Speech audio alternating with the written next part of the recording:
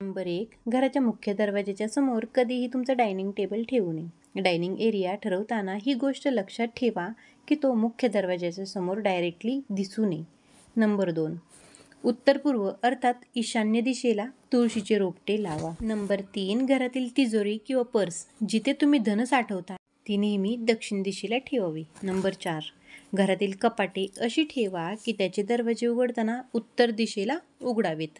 Number 5, जर घराचे दरवाजे जुने झाले असतील आणि उघडताना किंवा बंद करताना त्यामधून आवाज येत असेल तर हे अतिशय अशुभ मानले जाते, त्यामुळे त्यांना वेळेवर तेल लावून दुरुस्त करा. नंबर 6, झोपताना तुमचे डोके दक्षिण दिशेला आणि पाय उत्तर दिशेला असे ठेवल्यास तुमचे आरोग्य उत्तम राहील. नंबर 7, दक्षिण पूर्व दिशा ही अग्नीची दिशा आहे.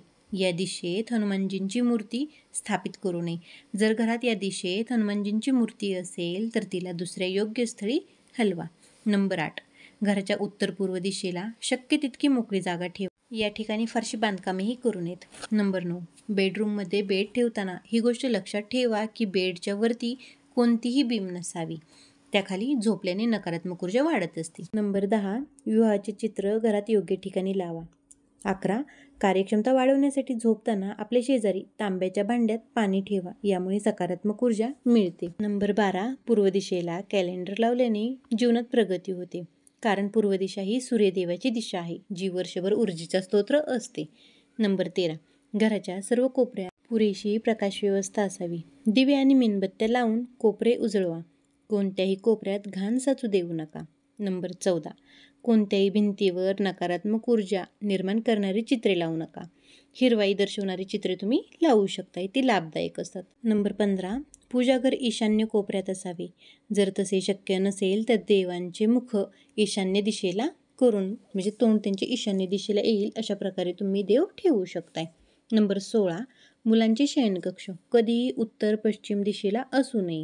नंबर 17, स्वयंपाक दक्षिण पूर्व दिशेला असू नये. यामुळे घरातील शांतता भंग होऊ शकते. नंबर 18, बाथरूम दक्षिण दिशेला बनवू नये. नंबर 19, नैऋत्य दिशेला शयनकक्ष बांधू नये. यामुळे घरात भांडणे होण्याची शक्यता असते. नंबर 20, घराच्या खिडक्या आणि दरवाजे पूर्व किंवा उत्तर दिशेला असता कामा नये. नंबर 21, घरातील वृद्ध व्यक्तींची छायाचित्रे कधीही पूजाघरासमोर ठेवू नयेत. याऐवजी त्यांना दक्षिण दिशेला तुम्ही ठेवू शकताय. नंबर 22 आणि सर्वात महत्त्वाचे, जेवण झाल्यानंतर वापरलेले भांडे लवकरच धुवून टाका. बऱ्याच वेळापर्यंत ते सिंकमध्ये तसेच ठेवणे हे खूप अशुभ मानले जाते. नंबर 23, घर बांधताना 3 दरवाजे एकाच रेषेत एकाच लाईनीमध्ये येतील अशा प्रकारे तुम्ही घराची रचना करू नका, याची दक्षता घ्या. नंबर 24, घराचा मुख्य दरवाजा घराच्या मध्यभागी असू नये. नंबर 25, मुख्य दरवाजा पूर्व किंवा उत्तर दिशेला असणे अत्यंत शुभ मानले जाते. नंबर 26, रोज आपल्या इष्टदेवतेचे स्मरण करा. नंबर 27, घरात काटेरी किंवा दुधाळू वनस्पती केव्हाही लावू नये.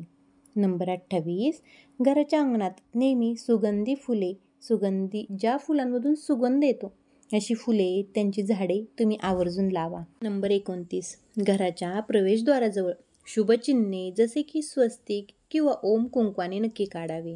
नंबर 30, मुख्य दरवाजाजवळ गणपती किंवा लक्ष्मी मातेची मूर्ती तुम्ही ठेवू शकताय.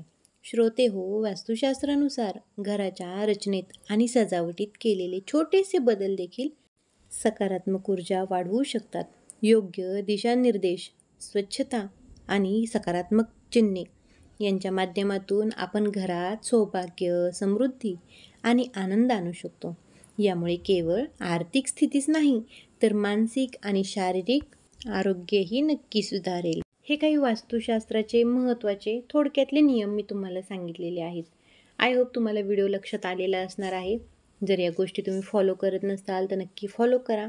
चलात मग झालेली सेवा आपल्या स्वामींचरणी रुजू करूयात आणि आजचा व्हिडिओ इथंच थांबूयात. जर कोणी चॅनलवरती नवीनच आलेले असतील तर चॅनलला नक्की सबस्क्राईब करा.